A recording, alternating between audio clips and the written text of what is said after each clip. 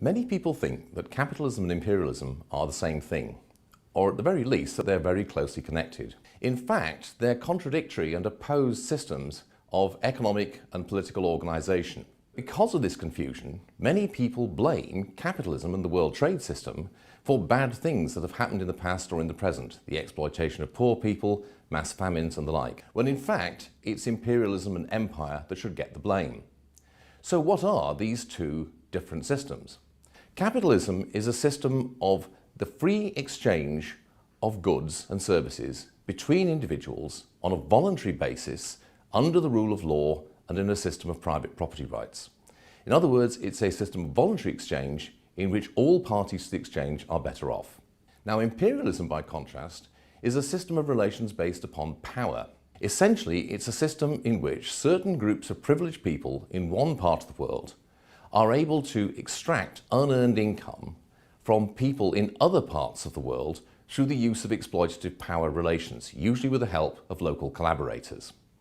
The key to this is the use of political power, ultimately military power, to establish economic relations which are involuntary and exploitative.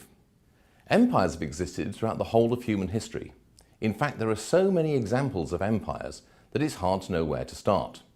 So, for example, in the early 17th century, the Dutch Republic created the Dutch East India Company. This was a way in which privileged merchants in the province of Holland in particular were able to gain monopoly rights to trade with the people of what is now Indonesia, and were able to use that and the military power of the Dutch Republic to establish exploitative and politically domineering relations over the populations of that part of the world. Later on, the English got in on the act and created their own East India Company, which for over 150 years ruthlessly exploited many of the people of the Indian subcontinent, most notably in Bengal, but elsewhere as well. Once again, you had a politically privileged group of people, backed by the military power of the state, establishing trade relations with people in another part of the world that were not voluntary and which were highly exploitative.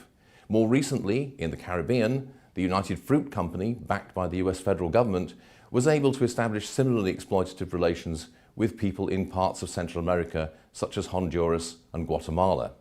The important thing to realize is that while these were profit-making enterprises, they were not true commercial capitalist businesses in the real sense of the term. The profits that they gained were due not to free competition or voluntary cooperation with willing buyers and sellers, but the use of political power.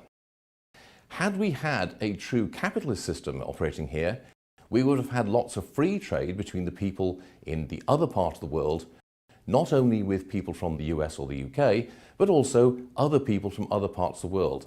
And there would have been a much more voluntary and mutually beneficial relationship. The results of imperialism are generally not very good. Not only does it lead to political corruption and the exploitation of many poor people, but it often has quite catastrophic results, such as the enormous famines which occurred in the late Victorian period in many parts of the world, in the 1890s in particular, most notably in India but also elsewhere, which are often blamed on capitalism, but which in fact were clearly the result of the policies of the British Empire and other colonial powers at the time. So the thing to take away is this: imperialism is not and never has been the highest stage of capitalism. For one thing, empires have existed long before capitalism came into existence. Capitalism and imperialism are not complementary but contradictory and hostile systems of political, economic and social organisation. Where one of them flourishes, the other has to decline. I hope you really enjoyed this. Click on one of these links here to watch more and learn more. If you want to do more and more than watch videos, then click on these links here to find out about more student opportunities.